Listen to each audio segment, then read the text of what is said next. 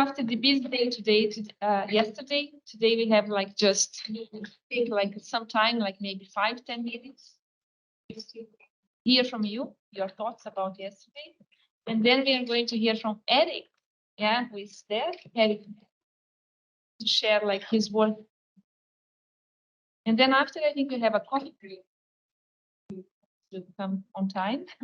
And then after curiosity, mainly, he will like kind of run a workshop about the future of urban agriculture. Then we'll have like some more, a few reflections in the end, see what could be our next steps. And then just goodbye. There will be also like a light lunch for you. Many of you are going back home today, very soon after the end. But now, yeah, yes. So, yeah, just the picture. Sorry, because like was last minute, the quality is not so good. Yes. But I have a better picture, and that's then awesome. I can share. Yeah. This is the place, Eric, that we visited yesterday. And this is the wall that they have like in Osterman. Mm-hmm. So if you have something you want to share from yesterday very quickly, or too early to talk. Yes.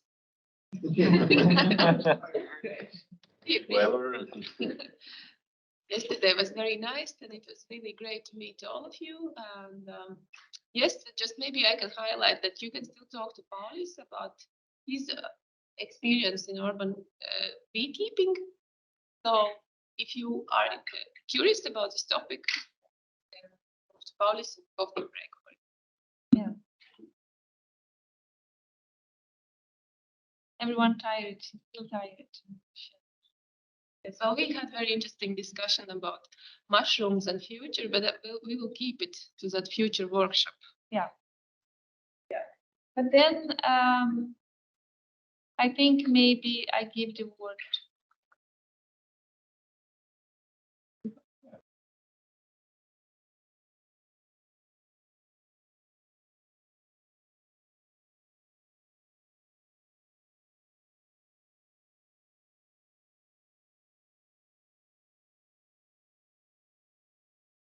Thank you. And I realized that the acoustics will be a challenge, especially for me, because I have a hearing impairment. So for me, it's perfectly okay if you ask me questions or insults or whatever, but just do it loudly so I can hear. And also welcome to the people online. Let's see, I have to find how to do this two things at the same time. This you can use this one.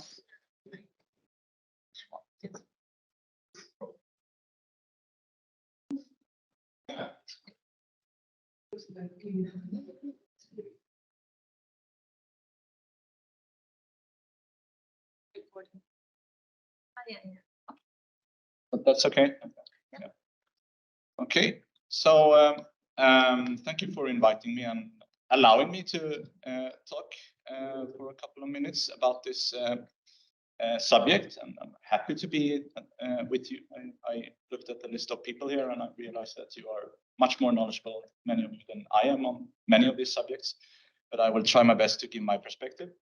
And this is the title, Adapting the Built Environment to Urban Agriculture. You might be familiar with it. It's from Stockholm in the first when the city planted edible plants in replacement for ornamental plants in a campaign to encourage people to provide to participate in providing edible. So just briefly about.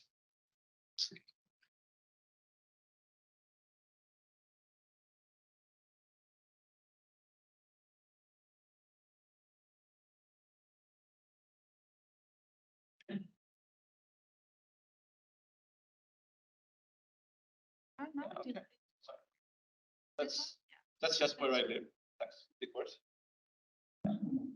That's where I live, Tjörn, west of Sweden, and these are my focus areas. I'm trained as an architect, and I'm working mainly with focus on these matters, communities in transition.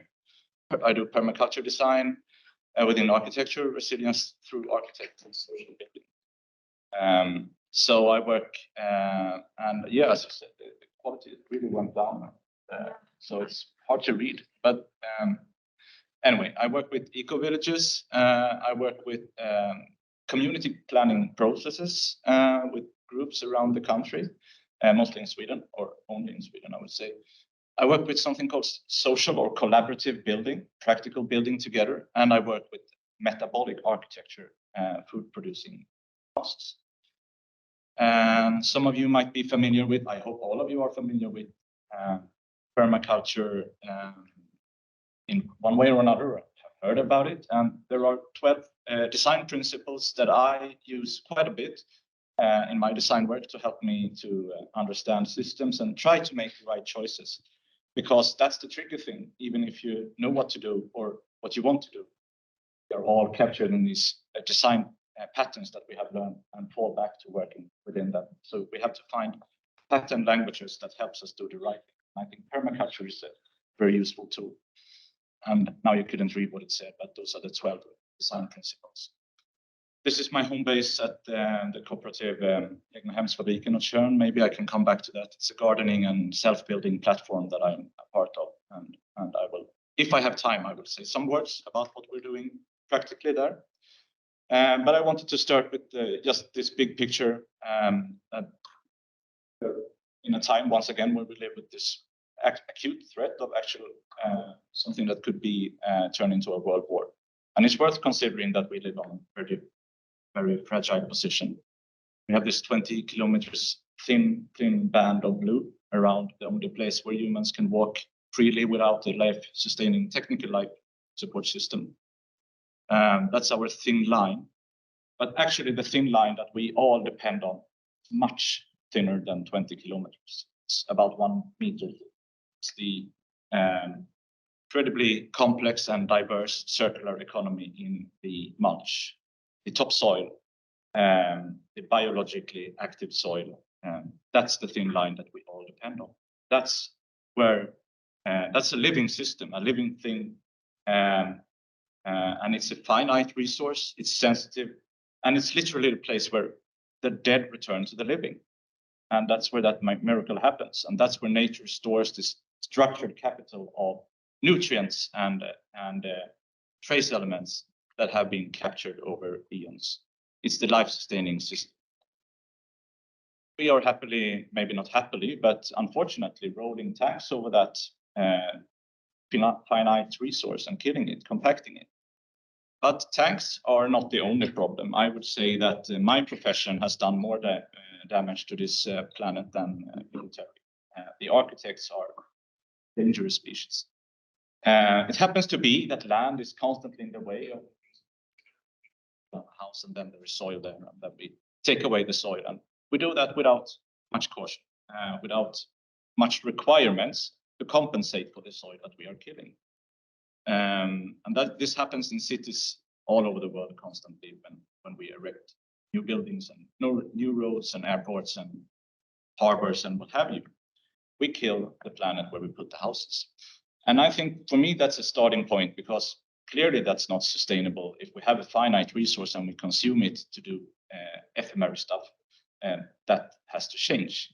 And that's the reason for me to embrace what you're talking about here with urban agriculture and its radical little sister, which is urban house integrated agriculture.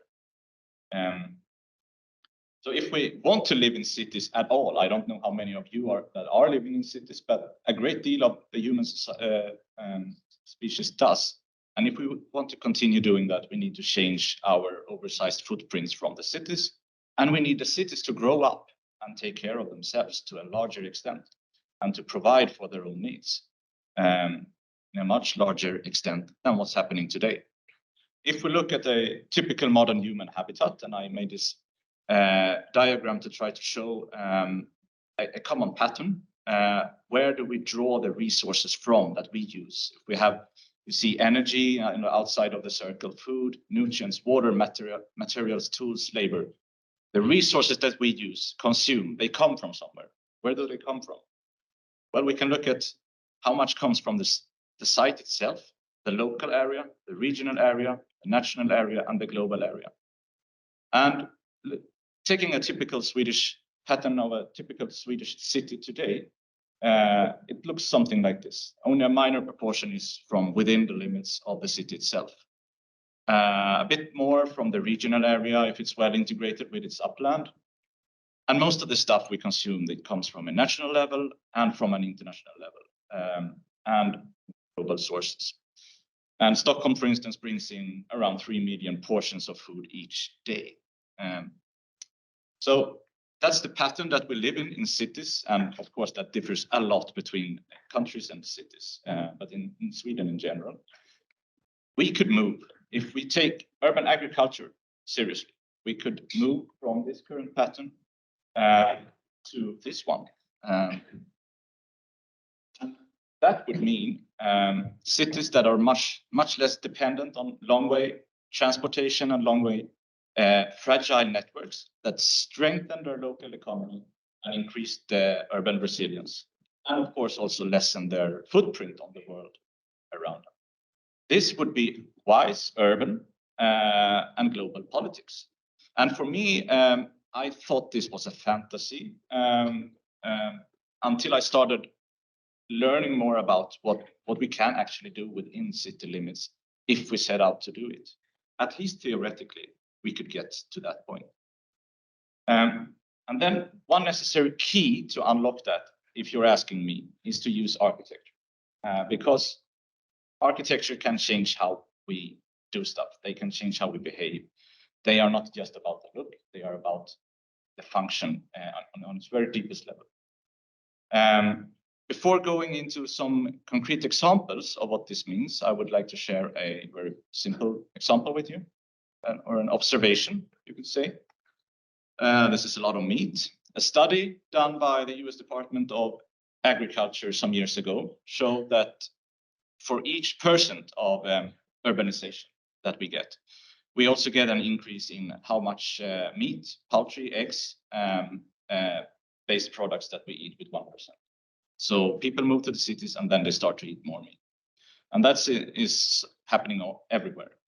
You may like meat or not like meat. I don't know about your diets. It doesn't matter, but it's a very well-established fact that in general, a diet that is very heavy on meat has a bigger ecological footprint than a vegetable diet.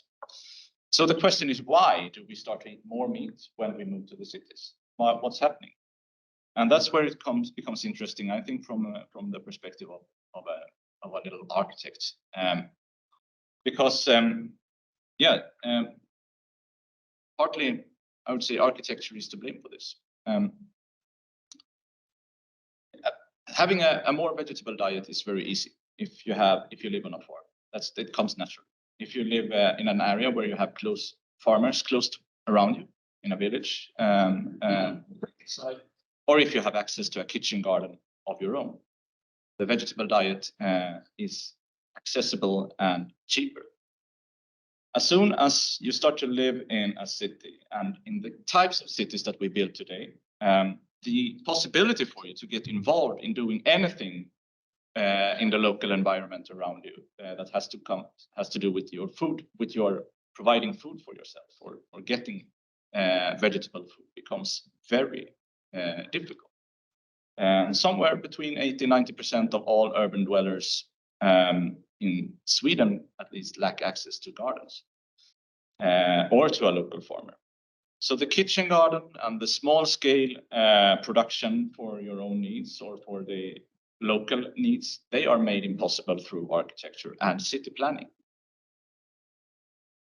And at the same time, we get this diet that is more heavy on meat because it's much easier and it's also marketed and becomes more attractive. You get your food from the supermarket, you get your food from the fast food restaurant. And voila, we eat more meat. And there are places that are called food deserts, where you can actually not find any good food or any high nutrient values, even if you would like to. So we really need to change how cities provide for themselves, and we need to change the global food system. As I said, I think architecture could play a very important role in doing that. Currently, architecture is part of the problem, and houses can look like this one as well and be part of the problem. Doesn't have to do with the aesthetics; it has to do with the functions. Architecture and houses, they lock us into certain behaviors, but they can also help us unlock other parts. We had something called functionalism in Sweden. I don't know if it's called that in other Nordic countries. It is in Finland. Yeah. And it was part of this egalitarian project, where it was part of not only following change, but also making change happen in how we live in an equal society. Architecture played a role in changing society, and it was called functionalism. And in a similar fashion, I would like us to try to move from that and grasp on some other paradigm in architecture today, and it can be called many things. You can call it permaculture. Sometimes it's called biomimicry and green architecture. I like this term, metabolism, because it describes what I think is important: to have an architecture that is working with not only providing a good life, but also handling the flows that goes through the human habitat of resources. And that's part of the design work. The circulation and discarding and reuse of stuff. And that metabolic perspective, it does not has to start with a global food system somewhere else. It can start where we live at the home front. And as close to the home as possible, I think, is where we have to start to change how we how our environment within city limits give us the opportunities to live differently. A quick look over the shoulder was a Swedish castle in the 16th century, Herningsholm, Sörmland. Maybe a bit romanticized picture here. But what it pictures is not only a castle in a beautiful park, in a baroque, but it's also a local food system. If you look closer to this picture, you can see that here you have ponds, similar to many Southeast Asian countries today, which have agriculture ponds and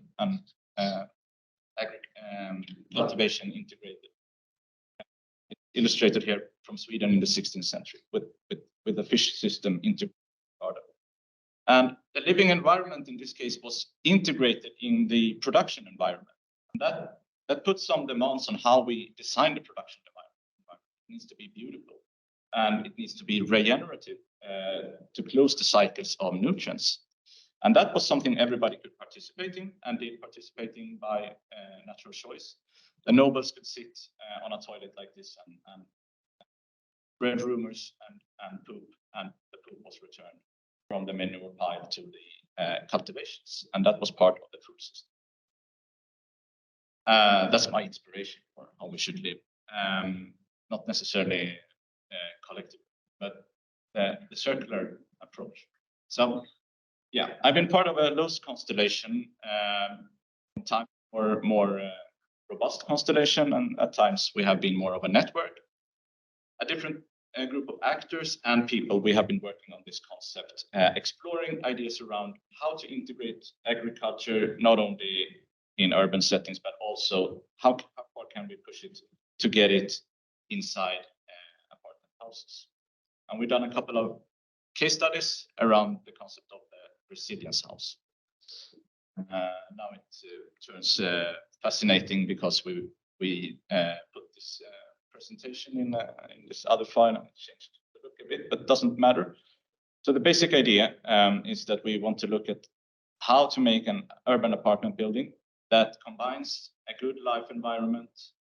Let's just move the whole way. That combines a good life environment with a highly productive agriculture and circular systems that makes immediate use of household discharge and waste inside the building. That has been the challenge that we have been working with. We call it resilience house simply because one of the starting points for us was to help reduce this dependence on these long distance systems that we have no ability at all whatsoever to impact, and increase instead our ability to help each other in the local environment and to provide some of our nutrients locally, and thus strengthening, I would say, our general resilience. We set out 4 design goals for how to work with the resources that goes through this house. The first basic one is to make them visible, because if something is visible, that's the prerequisite for being able to understand it. To see it is to be necessary to be able to work with it. Secondly, to delay the flows. And when I say flows, I mean, for instance, waste flows, wastewater flows, water flows, food materials. The second step is to delay, not discard of them as quick as possible, which is really what we are learned to do, to efficiently get them out of the house as quick as we can. But instead, to try to find ways to slow them down and to store them. That's also a prerequisite for being able to use them in a meaningful way. And then we set out to, when we can, try to use resources in a cascading manner so we can use them downstream within the house, so that nothing is turned immediately into waste, but can be converted into something that can be utilized as a useful resource for something else.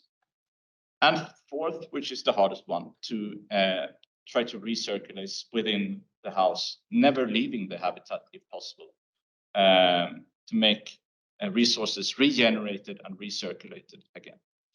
That was the ambition as a design task. And this is something nature, any dynamic, stable ecosystem does constantly, all of these things, by a matter of life. And so it's nothing strange, but it's a hard thing to do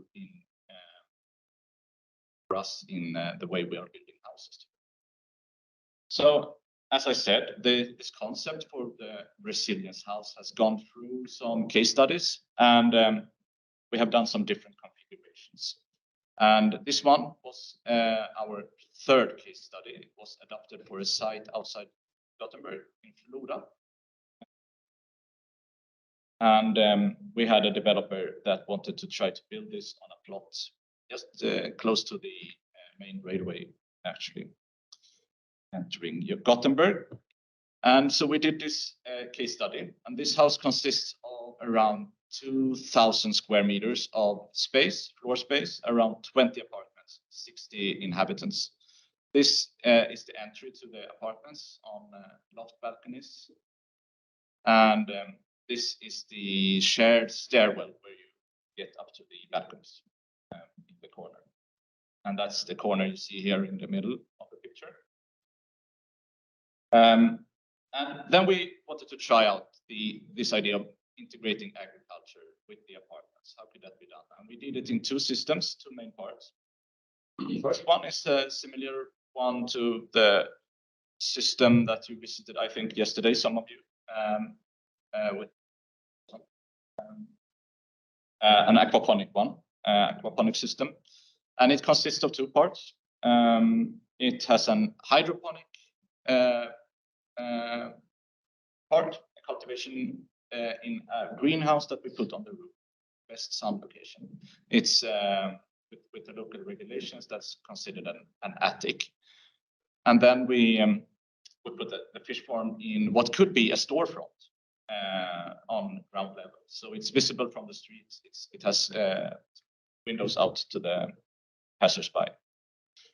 And the water from the fish farm then it's basically circulated in a loop through biofilters. You have to treat it, but you know it's from yesterday or from before, I guess, that this water can be rich in some kinds of nutrients. It lacks some others, but with supplements and after taking it through biofilters, we can use it in the hydroponic garden at the top of the building to grow. In this case, we calculated 20 different crops in different kinds of wicking beds and different kinds of setups with basically the fish water as the main feed. You can ask yourself, and I think that's why should we put a fish farm inside a house? Is that really a smart idea? Well, one reason for putting fish inside is that fish is a very extremely efficient converter of nutrients from forms that humans can't or won't eat, such as insects, to forms that we can consider eating and even like eating. So you can convert like 85 to 90% of the food that you put into a fish into fish protein. So it's very efficient.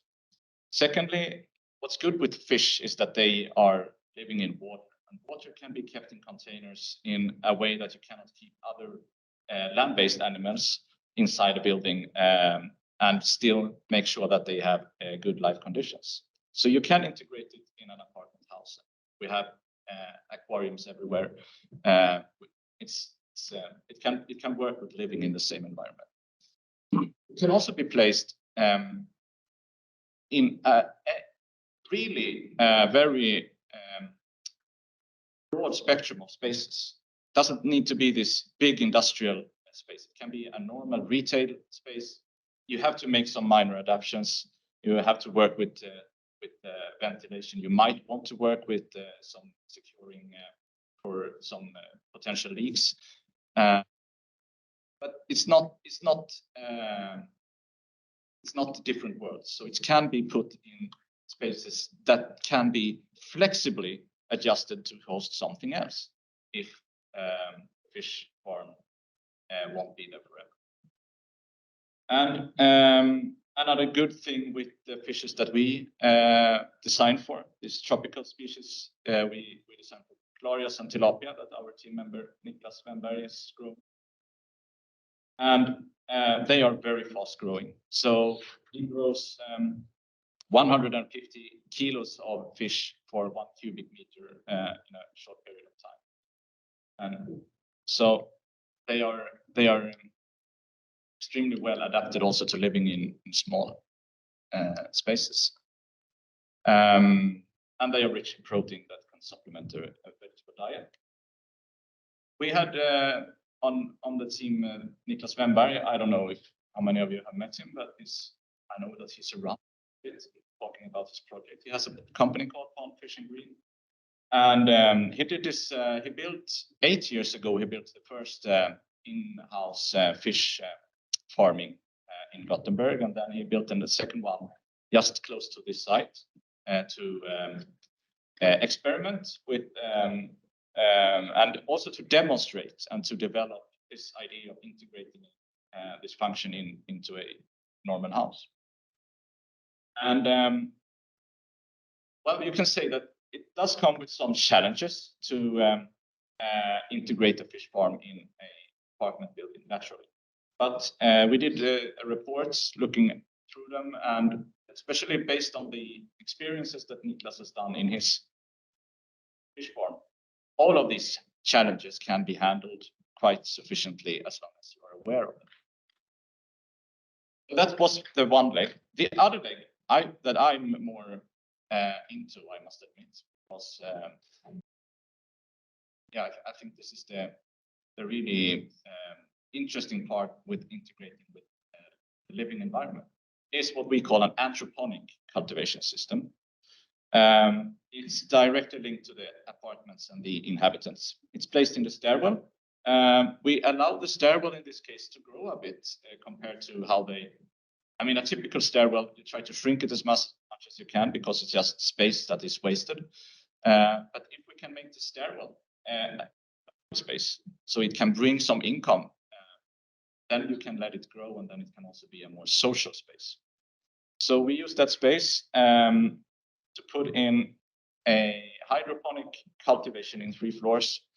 And on each floor there is a couple of, you can see the white lines, maybe behind the red, levels of on each floor there are a number of levels of hydroponic cultivation.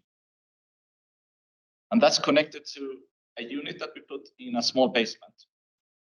where all of the flows of different kinds are collected. They are stored and converted. And the reason why we call this the anthroponic system is what's happening down in the basement. And we'll tell you a bit about that soon. We use or designed for nutrient field technique.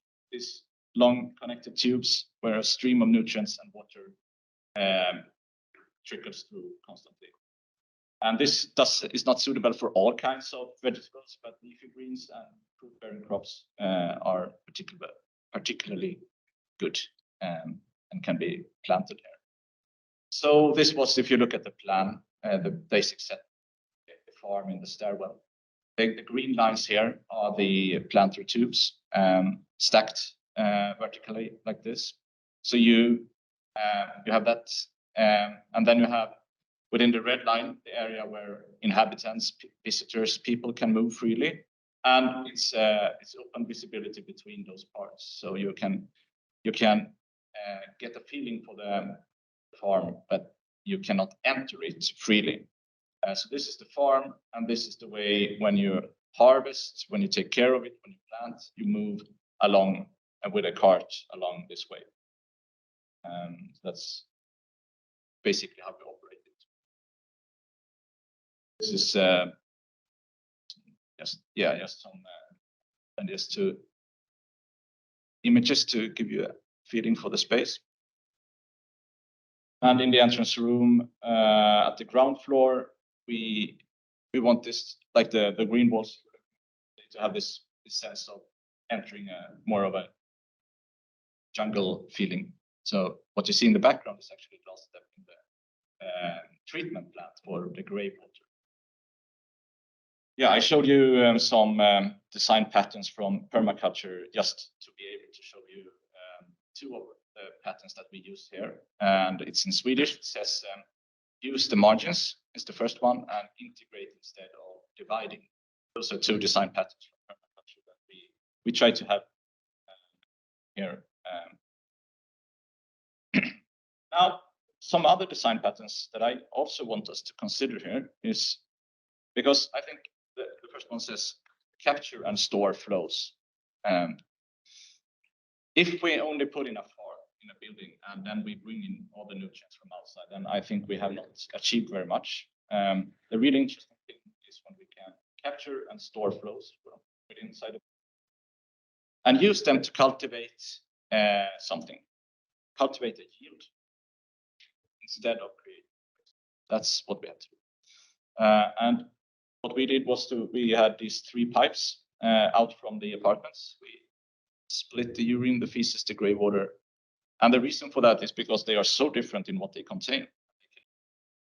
If you just keep them separated. So the urine fraction is has lots of quality, lots of nitrogen, phosphorus. It's relatively easily accessible. It's easy to handle. It's almost sterile. It has few particles when it's separated immediately. So we bring that down, all of these 3 different types. And then we have this in the basement. That's called a nutrient converter. That's the main, you can call it like Piccadilly Circus of the building. It's like where everything comes together. All the flows are brought here, and it's like the brain of the system. And one of the features is the one in yellow here. It's a subsystem that takes this urine fraction, it treats it in a few steps to create a liquid that is a nutrient solution that is completely sterile and very versatile. This is subsystem. I'm an architect, I couldn't design that, but I had help from Niklas Jen. Honor Food Tech was the name of his company by then. And they did this system design for that part. I also had help from Beatrice Alsanius at SLU Honor. They were looking specifically at the issue of pathogens and medicines that may be traces of. And this diagram shows the principle of how it works. And it's based entirely, which is the thing with all of this, it's based just on proven and used technologies and very basic. biological principle. Yeah, we got a question there, and that's something that I can happily send a report on with heavy metals from instance, if you're taking medicines. The thing is, by getting into the flow as close to the source as possible, we have it as little mixed up with added that we get later in if we get it outside the building. So this is the best point really to get as clean as possible of a useful resource from the urine. But we have some strategies for that. And yeah, I can share the report. I'd like to have that one.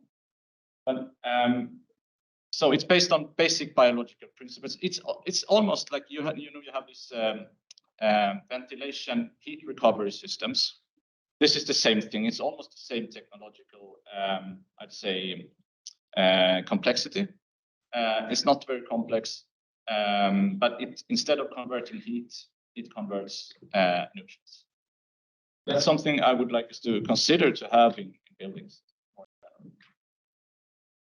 Yeah, this is the hydroponic system, and it's what happens after this basement treatment in the Piccadilly Circus. It's pumped up to the top of the stairwell or to a couple of points in the stairwell, and then it's diluted. It's mixed with some supplements, and then it's used in this hydroponic nutrient film culture. Yeah, I wanted to say here also that this does not require very much attention. You have to look at it once a week. You have to make a few adjustments, add some supplements once a month, approximately. And then, of course, everything might need more work at times, and then you have to be in contact with a specialist. But these things can mainly be done without being educated more than a few days. So this is the hydroponic system, and this is the grey water and the rainwater regeneration that we also included in the house. And that's something that we can do if we just separate the fractions from the start. Regenerate the grey water, and we can regenerate it so much that we can reuse it inside the building. Then there are regulative hinders to that, barriers, but there's no theoretical barrier. And then we have the feces that goes down in their own pipe, and they are, in this case, turned into soil in a vermicompost. So we have a couple of soil factories in the house to make the surplus matter and the surplus nutrients into dry form, where they can be used and stored. And to understand and visualize the orders of magnitudes and also the values that are created in a farm system like this, we made these metabolic flow charts. And they start with, it says the households, the apartments. They provide the goal that we want to use. And then I just skip through them. But they basically try to show what we have to work with. The interesting thing here is what happens, or one interesting thing is what happens at the end point of this system. Instead of having something we need to discard of as a problem, we have a value that is coming out. And that value can be used, of course, internally. Some of the harvests can be used by inhabitants, and because that's part of the idea. That's part of the resilience. But it can also be part of the broader provision of food within an area. It can be sold on a market. So this has a market value, and that was, we calculated the value. This was 3 years ago, that diagram. So probably not exactly the same numbers now.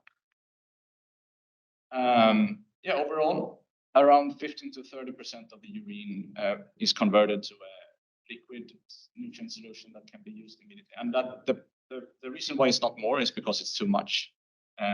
We produce lots of excess nutrients. So we have to convert the remaining part to soil improvements in dry form.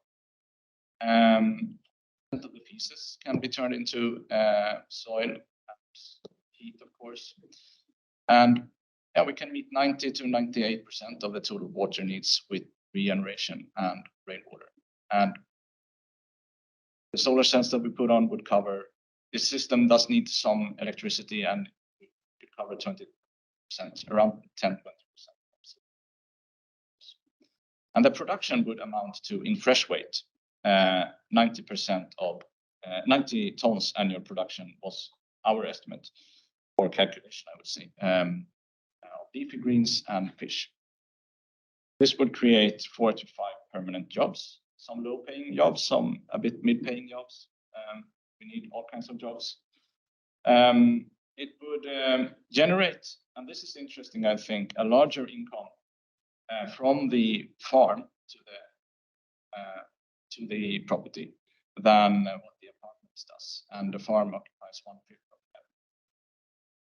And the production in fresh weight of food would be, if you measure just the fresh weight, would be more than what the residents need. Of course, they would eat other stuff as well, but just this is, I think, an interesting proportion. It would reduce the load on municipal sewage systems. It would have a higher initial investment in this 6 million kronor in extra investment compared to the baseline scenario. But the savings from some parts and the production income would also start from year one, optimistically count. Okay, so there are still lots, and this is the problem, lots of risk, uncertainty for a developer to do this. But still, interesting, we call it plus Matshus. It's like, you know, these plus energy houses, creating more food than what you consume. And when I set out with this project, I did not think that we could be an end result, but I cannot see, that's not true, according to the calculations we did. So, okay, it's a bit hard to see here, but on the, I want to, how big is the greenhouse area? Yeah, when I went here, I thought I should remind myself of that. I don't remember. So I can send that with. So I think it's like 160 square meters on the top level, and then yeah, I should start to make guesses around that.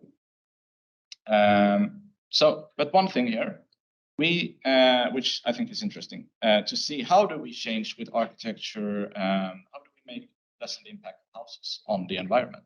One thing that we looked at here was if we can replace the concrete frame, how much do we reduce the footprint from the building in terms of CO2 equivalents per year, and we spread that out over a 50-year lifetime. And you see in the down corner there, the difference would be around 2 tons of carbon dioxide per year over a 50-year lifetime. Interestingly, if we could have a house that helps the inhabitants get 3% less meat in their diet and convert that to eating 3% more vegetables in general, or 3% more fish from sources like the ones in the house, over each year, the difference for 60 people would be 3 tons of CO2 equivalents, reduced CO2.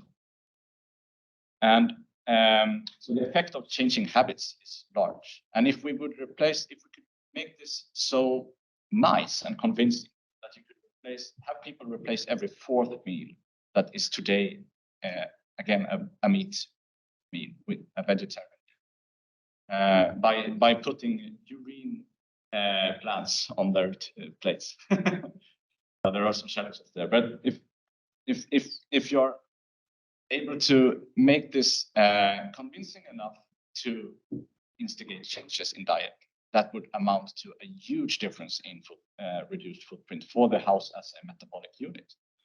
And actually, over the lifetime, that would replace the whole environmental impact of the building itself by having the inhabitants change how they live and eat.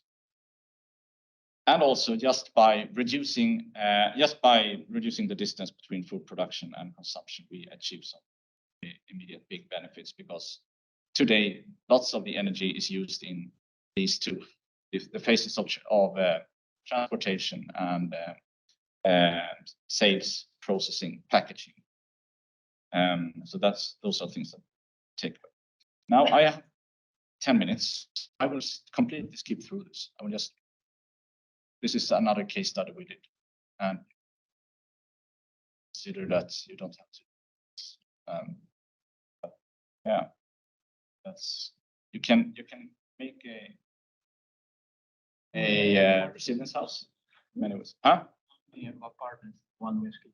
Once again, a little bit louder. How many apartments in the one we're skipping through right now? Good question. Don't really remember from my shooting. I think it's 40. This case. More like we realized that there are some challenges with total integration that we try to achieve, and there are some perceived risks from a property developer perspective. So in this case, we put the whole farm in its own house, but systemically connected to the apartments. This is the food system, the food production system. That's a case study. You can get the PDF file and do whatever you want with it. That's the second one that I skip through. Because I'm asking myself, are these ideas feasible? I think they are necessary, but are they feasible? And yeah, that's an interesting question. I would say this is, of course, much more complex than making an apartment building without a farm. And when you make something more complex, you also increase the risk, and you also increase the cost. And that's a big barrier to innovation in building, because building stuff, you have to be very much working with reducing all of the risks that you have. There are so many risks already. That is the problem with, overall with driving innovation in building. So the thing is, in order for this to be realized in one way or another, there needs to be an actor that wants to, that has an incitament to take on that risk and is willing to do that. The first time is the big risk, and the second time you build something similar, the risk is much less. And so far, there are very few incitements in how we build apartments, buildings, especially I would say in Sweden, to integrate like this, because we have lots of space that we think we can use instead outside. And we have no requirements to do this. So there needs to be a push that creates the incitament. Another weakness for me is that the concepts that I showed you now, they are developed and driven by architects, developers, and engineers, people working top down. And I think that's not how we can do good urban agriculture. And I don't think that's also not how we can create sustainable change. It needs to be a social process, because it needs, what it's about is embedding us in with the food system in social relationships. So I will end by just showing 4 minutes from my home base, another approach. This is where I spend my time on Tjörn, in the house factory of Hemsfabriken. It's basically a place where it's a cooperative, and we build stuff together. That's the core activity. People learning to use tools and gain confidence to construct houses for themselves. We started this 5 years ago, and I would say quite immediately we realized that building stuff is one part, and it's like a crippled part of a whole if you don't also include growing stuff. And those are basically, I would say, different aspects of the same thing. And over time, we've come to realize that building and gardening, they deal with the same thing, but also cooking and also taking care of people And what they all are about is to create a good, sustainable human habitat. And if you go to a farm back in the day, you would have all of these things. If you go to a village, you would have all of these things, and they would be mixed up. Today, we have split them up. And that split, I think, is something that makes us stupider. So we need places and conditions where we bring them together. Cooking integrated with the gardening, and gardening integrated with the building, and care as thing that runs through it all. We are doing building projects around, and the last year we've done a couple of outdoor kitchens, and those are really nice places to create, also instigate this thinking around the social process.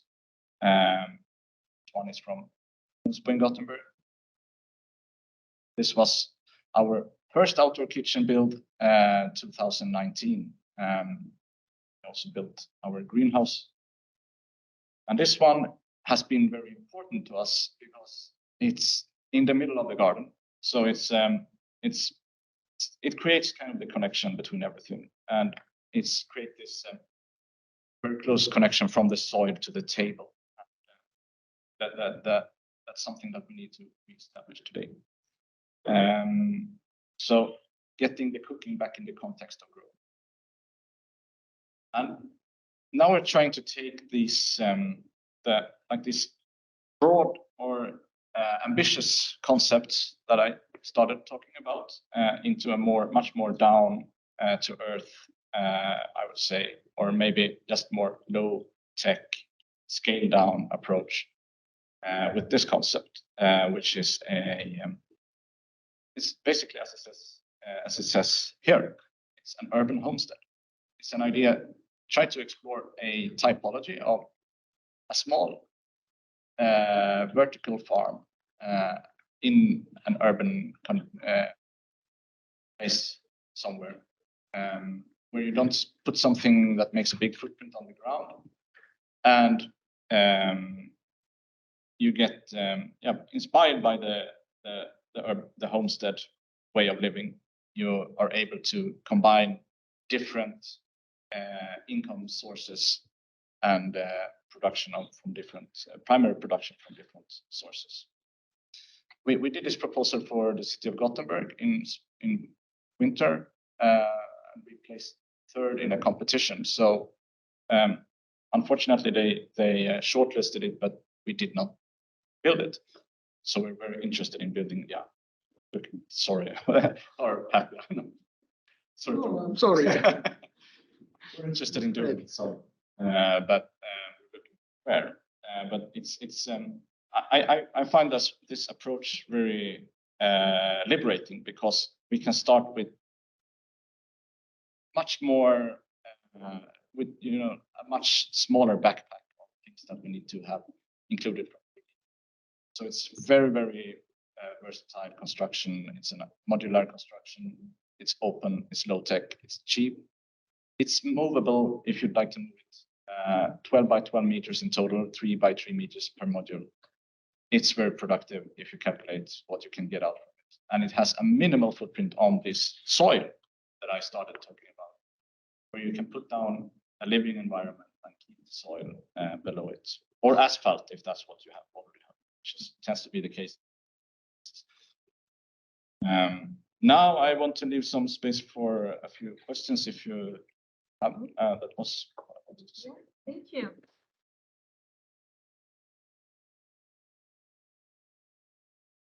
Questions? Yeah. Over in the back first, maybe loudly. If you can. Yeah. So with the first concept houses, have you looked at those systems being used in retrofitting and renovation? If we looked at the Those are new build concepts that you are suggesting, the first two examples. yeah. These concepts being used in renovation? Used as. Renovation. Thank you. Okay. So embarrassing when I can't hear. Not in this project, no. But that's where we have to go. Absolutely. Yeah, the thing with the piping is what makes it a bit more complicated to bring it into existing building.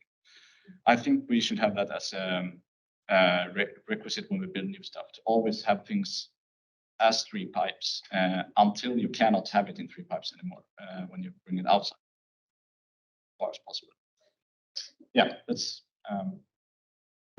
Small question. Urban, how is it called, the last one? Urban habitat, no? the urban homestead. Yeah, Urban homestead. How much is that to build? The low cost, how much? how much it would cost, yes.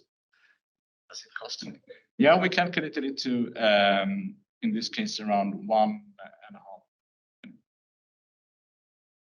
And the reason for that is that the way we produce stuff is in social processes. So we make courses around it, we build it together, and so we bring in incomes while building it as well.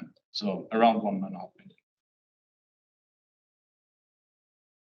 How much does a normal house cost then in Sweden? That's good.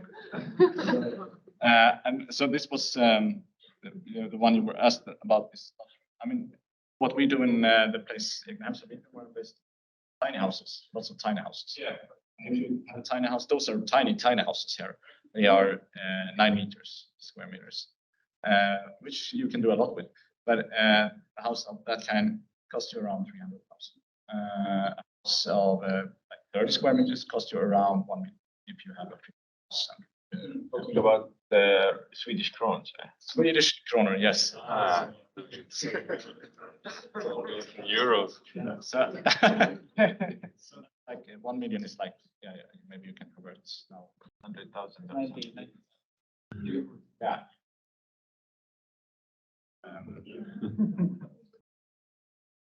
It doesn't. You had a question? Yeah, thank you for your presentation first.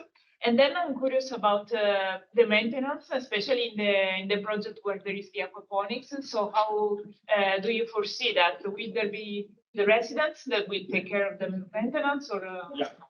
So we had we tried 3 models in the concept development and explored what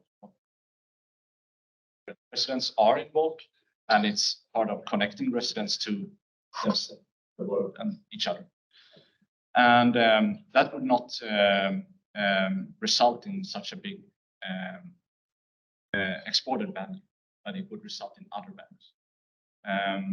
And that becomes one way of, so you can choose that way. And of course, be based on interest on the resident. And then in the end, we explored more the idea of having an entity of its own that is run on community. So the property manager is also the house farmer. This business, and that business, according to what we could see, would be quite profitable in the prices we had. So, and as I said, 4 to 5 jobs. So it's not just one person. It's 5 for a couple of low-paying, helping, which is nice. Yeah. If we can just, but so do you plan then training for the property manager, or? That's the part. That's the thing that we need new professions. That and there are some embryos, but generally they are non-existent. So we need that kind of profession needs to develop. And I have a comment that in the future, you could add another part to that. There's a group of Lithuanian scientists who are developing transformation of feces to energy. Actually, they are creating a device or like an equipment that will be added to each household, and people, when they are doing their stuff, that will be changed to electricity. Yes, so there are so many. That's probably a great thing, and there are so many technologies that are coming years. So what I just try to keep as far as possible, keep low tech as far as possible, from the maintenance the question. So this is plans. This is not yet real, but have you considered with your eco village to do maybe a prototype of this? So it needs to be in an urban setting to make sense, I would say. But it's my starting point was really to consider the eco village. I work with eco villages on the rural areas. How to put an eco village, inside a house. So it's kind of an eco village thinking, and an urban. No, we work with different developers, case studies. And both of them in the end said, interesting concept, and like to do this, but we cannot manage the risk. Much uncertain. If you would have a prototype, it would be a lot easier to say. If you had the real case study, it would be a lot easier to sell. To bring the existing technologies and the one that you mentioned, for instance, together to show in one place that it can operate as a system. Just consider put the walls around it in your imagination, and then you have a house where you can live as well. So showcase the systems. They're spread out to integrate them. Thank you so Thank you. much. Yeah. But I have a question for you. It's just like I think was extremely inspiring, like to hear your ideas, and I think they make a lot of sense. I was just wondering, like about legislation.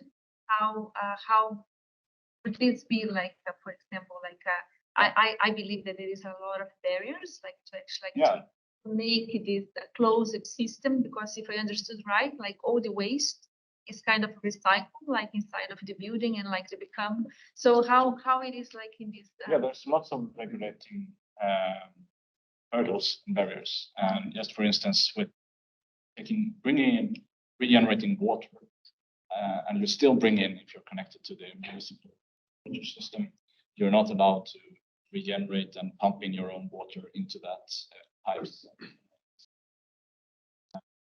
So if you want to do that and really use that water in the households, you need to disconnect and so there are conflicting interests from the municipal perspective.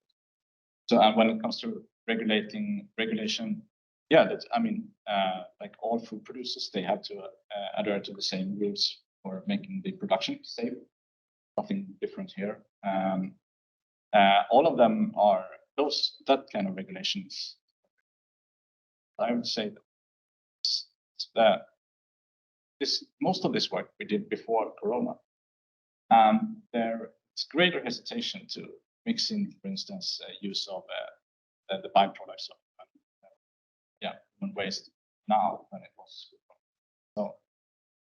So there are challenges, and there are also, of course, perceptive challenges around the idea of using nutrients from ourselves. Thank you.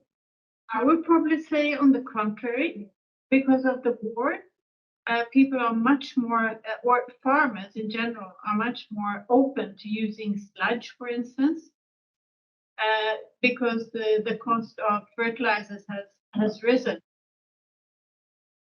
It's both ways, maybe. Yeah, it is both ways.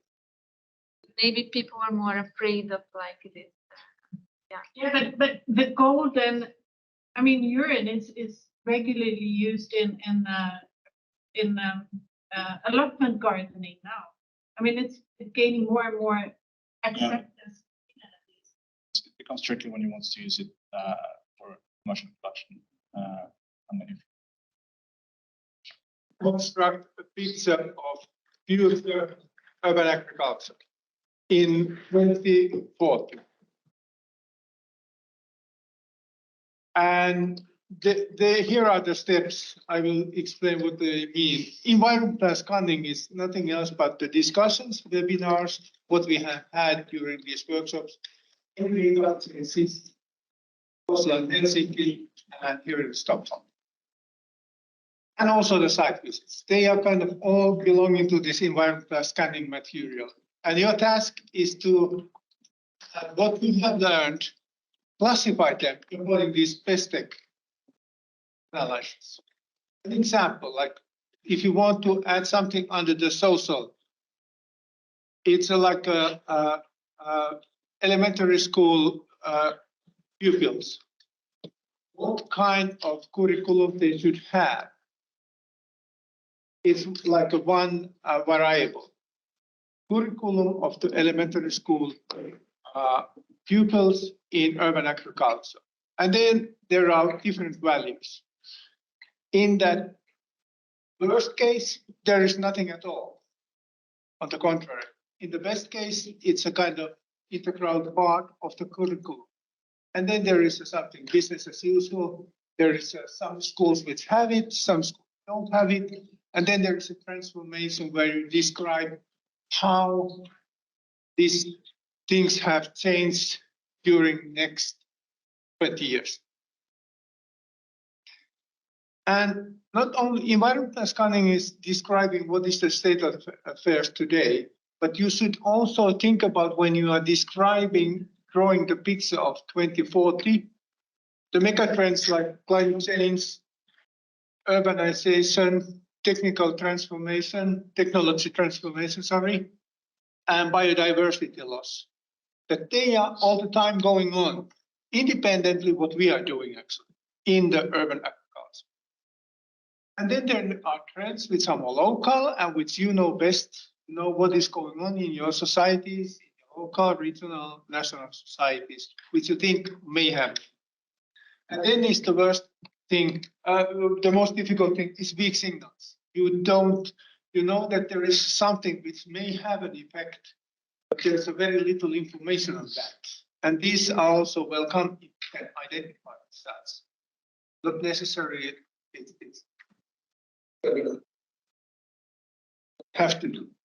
Now we have 4 tables, and each of the table has a tree where is one of those business as usual, utopia, dystopia, and transformation. And I hope it's not under the flip chart. Anna, did you? They should be on it. Yeah, you should see them. And now I ask if you can also move to the other, like you have a Latvian table there. If you can move in a way that you have kind of more balanced participation. I'm now thinking that every table has at least one person who participated in the legal and chassis webinars.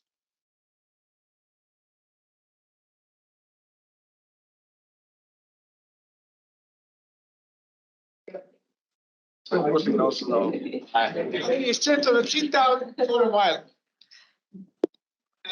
Here is I must say that I'm novice in this task, but Lucian has been involved and co-author in this foresight study on the Baltic Sea region. It's actually describing what is the 2040 in this big region. Now I ask you to think about more locally. So this is kind of background information, but you don't need to use it here. And actually, I'm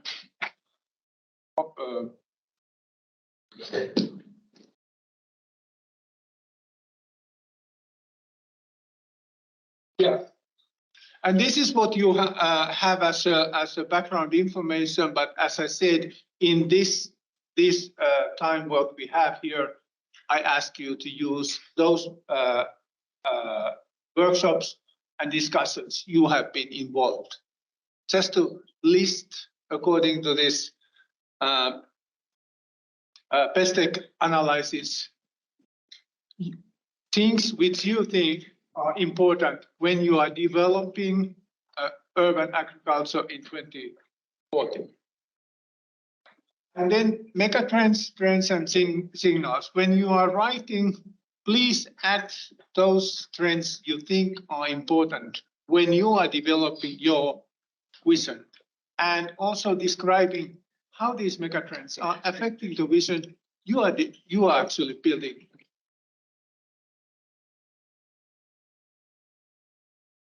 And I said about the weak signals, they are something it's not easy to recognize, but then there are what is called gray rhinos. They are a big thing which is present all the time, but we don't recognize it as an important factor. A good example I'm always using is the overconsumption. The Nordic countries are worst cases. They are overconsumption globally, natural resources and energies.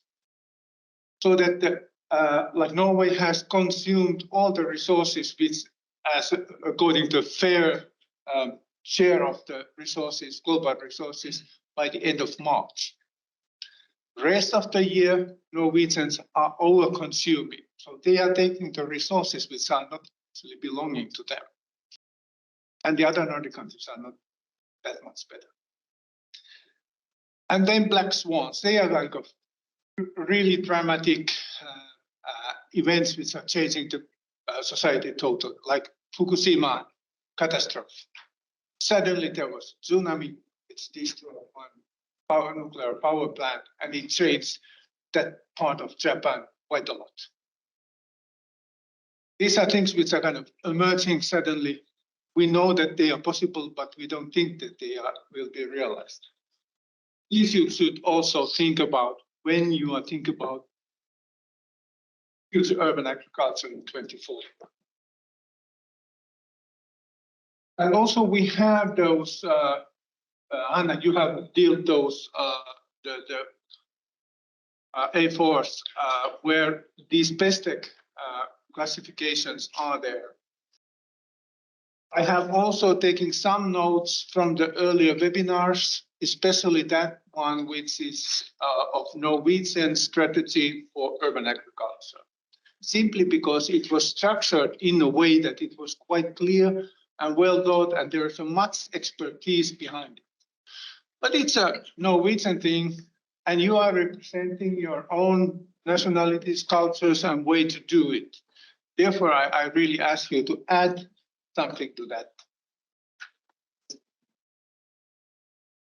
Here we have really those four possible states, alternatives, and your task is really to describe, using those PESTEC things, what is business as usual in 2040. So we just continue as today, still knowing that the megatrends are going on.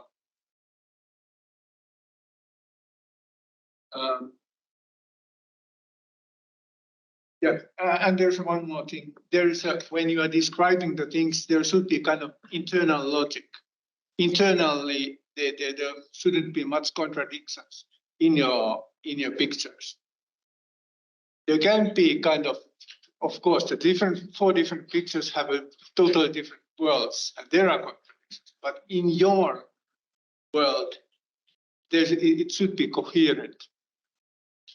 Any questions?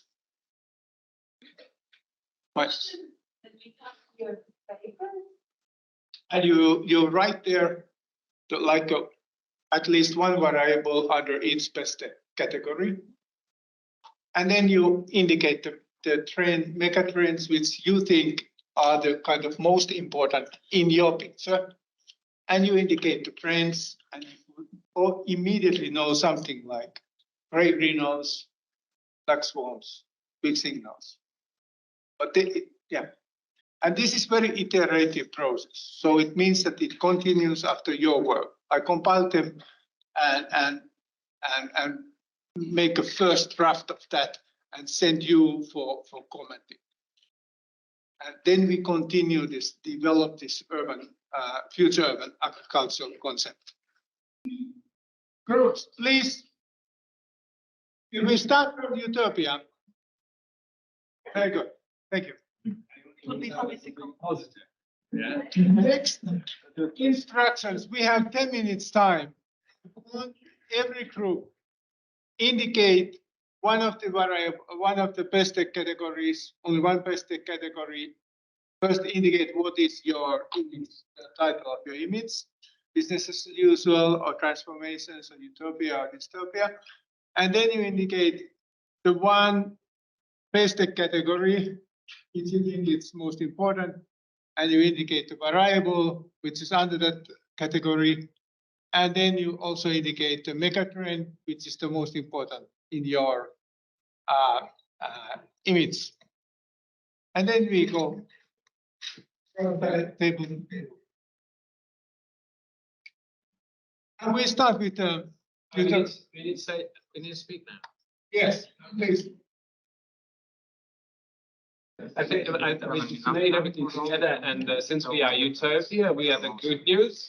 I think our title of the whole thing was "Even Bad Things Happen for the Better." Yeah? So we needed to think in that sort of way. But we didn't understand. Do we go through all of the PESTEC or One basic category only. Okay. The most important. Fine. Well, yeah, I think that we end up with culture.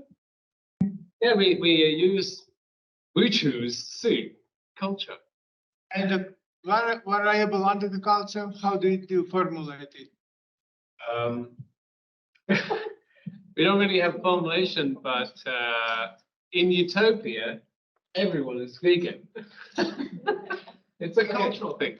But we formulated that all of the things that happen, they even bad things like say zoonotic diseases, because a lot of diseases come from all the kinds of flus and COVID. They came from improperly using animals, and this is what we've been doing all the time. So that happens, and then the climate change happens, and something else happens, and prices go up or whatever, energy goes up, and then a lot of people simply just switch to using more vegetables and growing them at homes. And all of the, basically it becomes, it's not a social movement, it's not a political thing, but it's a culture for us. Simply. Vegan is a kind of dominating culture in your 2040 image. Well, people understand it, and people tried to eat vegetarian and only meat once in 4 days. And then also all of the things just lead for people to appreciate vegetables more. Yeah. Thank you. That's a nice picture. Then we move to. 1 second, there is an online.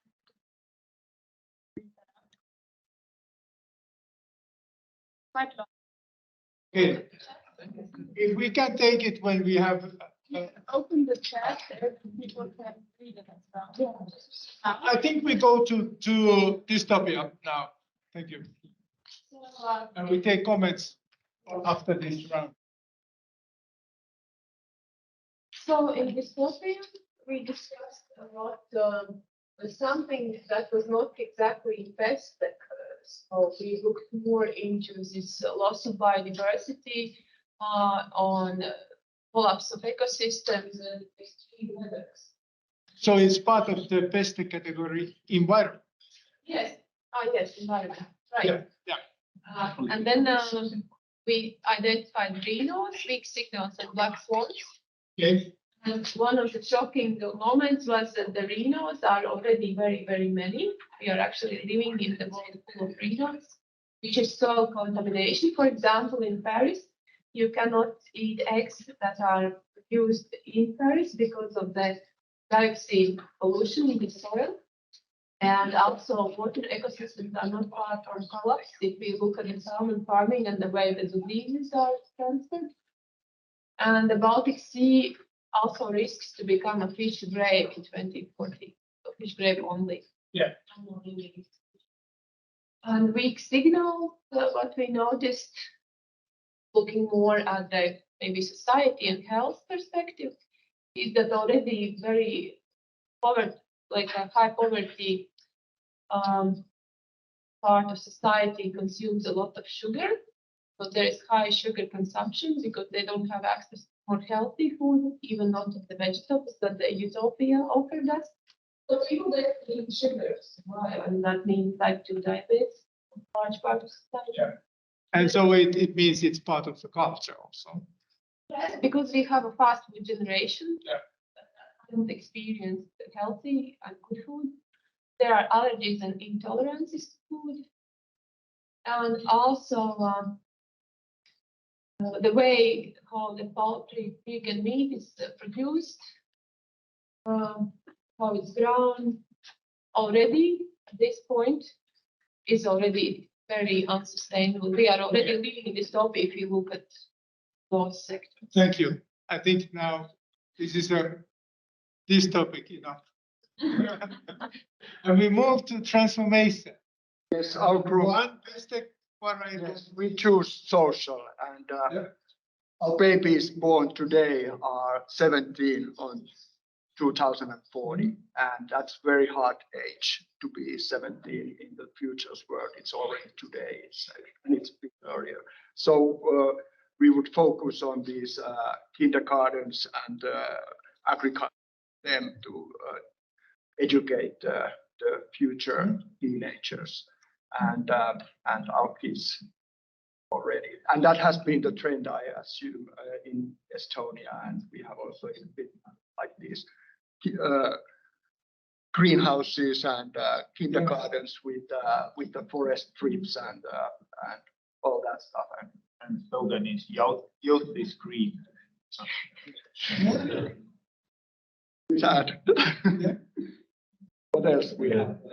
As well, there's a lot of, as we discussed, there's a lot of permits in the cities all around. So removing all those permits for the youth and for like permits of gardening, and so signs, do not do this here, do not do this here, to allow gardenings, and would increase the whole social. Instead of having a sign, you're welcome to garden here. Yeah, With the beekeeping, yeah. the beekeeping here or here.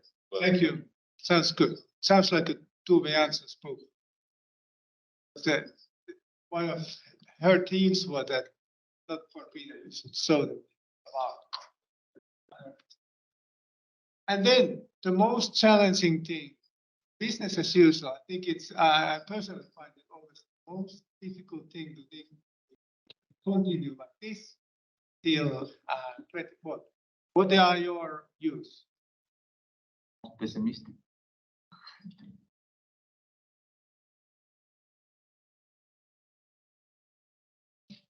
First, like we picked technological breakthroughs. What is the best Logical breakthrough, yes, because at least in our cases, like urban agriculture is mostly in the form of allotment gardens, and there is not a strong policy behind that, so they're kind of disappearing. And yes, in the case of Lithuania, they are converting to family housing. Yes. Also, they are often like just temporary use. So with this technological breakthrough, we think that it might move towards more like micro urban agriculture. you can see the signs of that. Yeah. Any big, what is you think is the most important mega trend in image?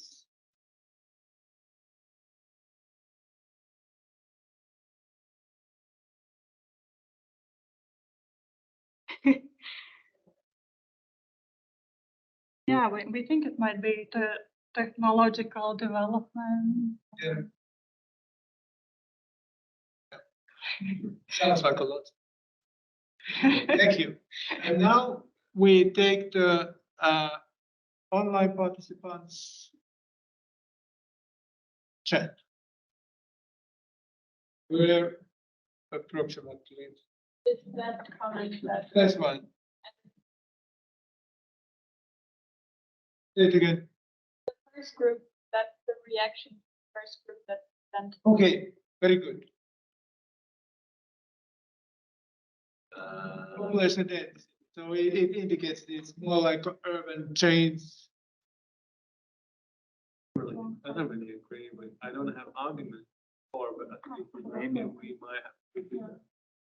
What about this population density low in Riga. Definitely it is, yeah. There are some areas where it's very high, but in generally speaking, it's pretty low. So we can actually have at least 100 more thousand people, but we don't want to.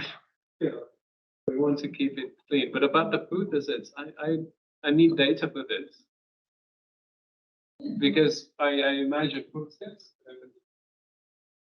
a lot of people live around and no supermarket present. There's a church though. According to the trend, it will change because it should go back somewhere. So most likely in future, the density will grow in all of the areas. Yes, this is, I think, important. Now we are actually drawing image up to 24. Yeah.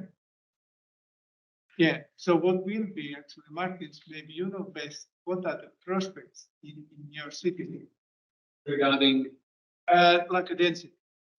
Will be there a significant increase in inhabitants? Of course, we are interested in building more property for living, but the trends now are around 4-story houses.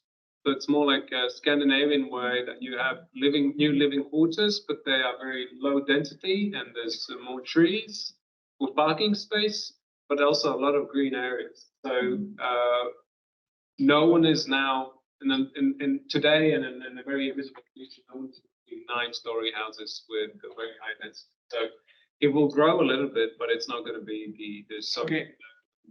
So this comment actually brought a bit kind of also. There's a point in this comment since. Then it about the doesn't local production. To do with it, it's not related to low density or not. It's related to where you get your food from. If the food is grown locally, if it are full of food from the local market, that's one thing. But here in Stockholm, we also have lots of supermarkets. But the food is coming from southern Spain, from Netherlands, from wherever. And I agree, and I also read one more thing about, I doubt the urban farming could be beneficial for local food production because also very low but we consume food and we will consume more food in 20 years because there will be more people. And some of that is going to be exported. And also even if the density grows, and let's say we don't have any place where to grow any food, we've seen multiple examples of vertical gardens. We've seen multiple examples of gardens and mushrooms and plants being grown into industrial areas that we have, and it takes huge amounts of money, millions and millions of euros, tens of millions of euros to turn them into living space. So I think a lot of people by 2040, they will find out that their post-industrial areas are easier to be turned into vertical gardens rather than turned into living spaces with apartments. Yeah. Because that's especially when the prices vary now a lot for construction materials, and they come from all over the world. And then again, I go back to forward to 2040. We don't. That's something. Yeah, but I think.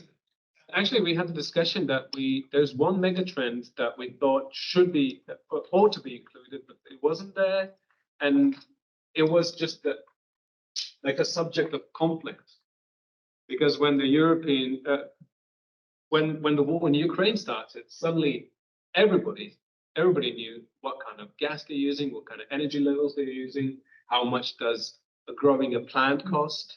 And we saw suddenly that conflict can change the chains, it can change the prices, it can change energy, it can change land and culture.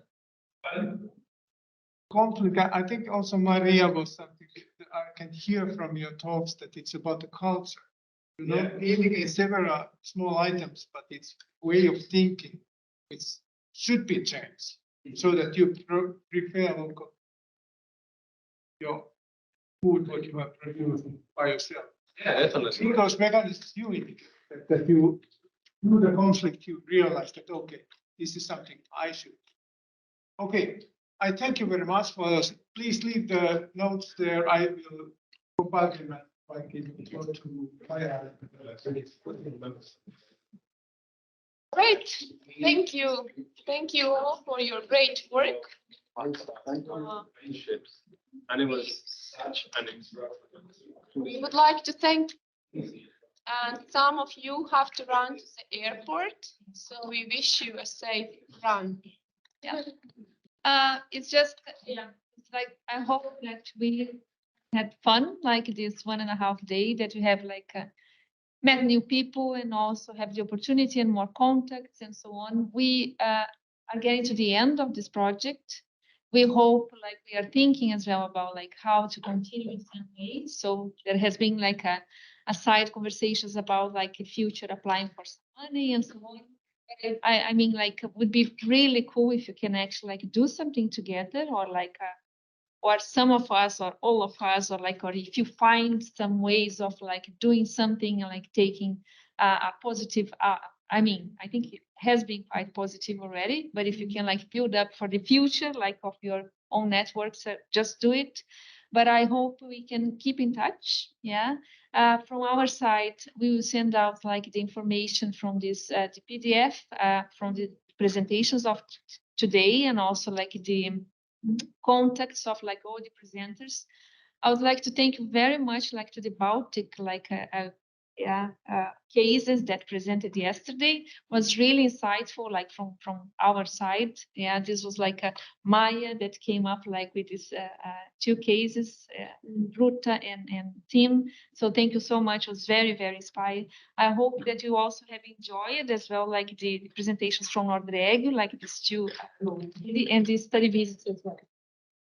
There is now, I don't know if you want to say. I just wanted to say, yes, thank you to the Baltic delegation. Very proud and happy to have you here and listen to you. I just also wanted to say that this project ministers, thanks to Nordic taxpayers for the contribution, and I hope we can all work further on greater Nordic Baltic added value. So that's it from me. Yeah. So there is a light lunch. I know that some of you have to run to the airport. I hope it has arrived. It's like some wraps.